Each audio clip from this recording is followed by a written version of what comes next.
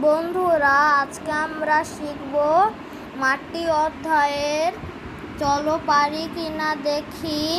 অনুশীলনী পৃষ্ঠা 97।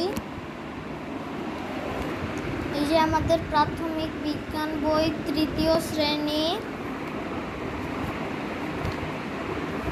আমরা চলে এসেছি 97 পৃষ্ঠা। এখানে দেখাচ্ছে মাটির মিশ্রণ, একটি চিত্র দেওয়া আছে ক, খ, গ।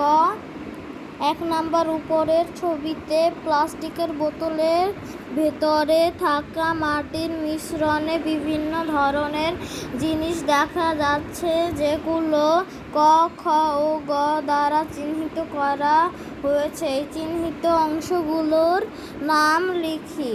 ক, পানি ও ভাসমান কিছু জিনিস।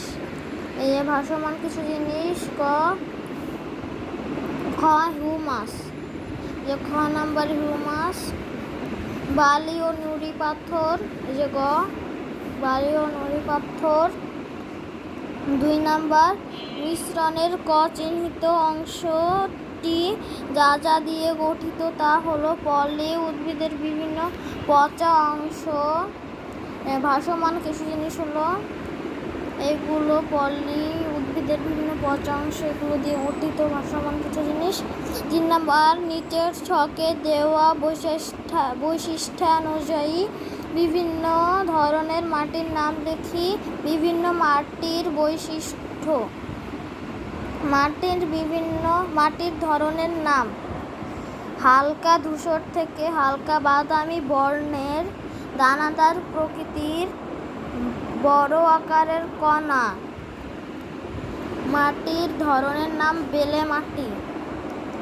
কালো বর্ণের, নরম ও শুকনা প্রকৃতির, বিভিন্ন আকারের কণা বিশিষ্ট। মাটির ধরনের নাম: দোআঁশ মাটি। লালচে বর্ণের, সাধারণত ভেজা এবং আঠালো, ছোট আকারের কণা বিশিষ্ট। মাটির ধরনের নাম: এঁটেল মাটি।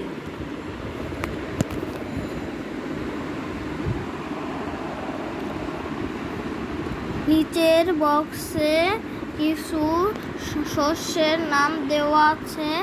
কোন মাটিতে কোন ফসল ভালো জন্মে তা চিন্তা করে এবং বক্সে প্রদত্ত শস্যগুলো মাটি অনুসারে ছকে লিখি। এখানে শস্যের নাম লেখা আছে। শস্য ফল: বেলে মাটি তরমুজ ও শসা হবে।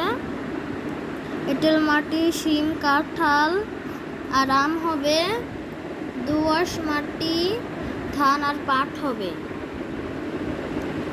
5 নাম্বার বক্সে দেওয়া শব্দগুলো ব্যবহার করে আমাদের জীবনে মাটির গুরুত্ব সম্পর্কে 3টি বাক্য লিখি।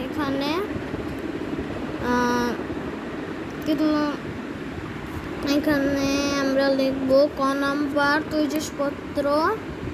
তৈজসপত্র দিয়ে লিখতে হবে। দূষণমুক্ত পরিবেশ, নির্মাণ সামগ্রী তৈরি, মৃতদেহ, মাটি চাপা, শস্য উৎপাদন। এই 5টা দিয়ে 3টা শব্দের মধ্যে লিখতে হবে। ক নাম্বার মাটি দিয়ে তৈজসপত্র ও নির্মাণ সামগ্রী তৈরি করা যায়। খ নাম্বার শস্য উৎপাদন করার জন্য আমাদের মাটি প্রয়োজন।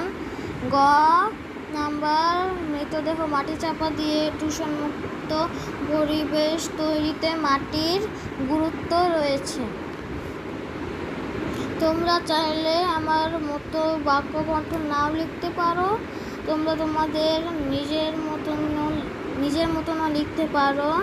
তো তোমাদের সুবিধার্থে আমি লিখে দিয়েছি বাক্য গঠনগুলো।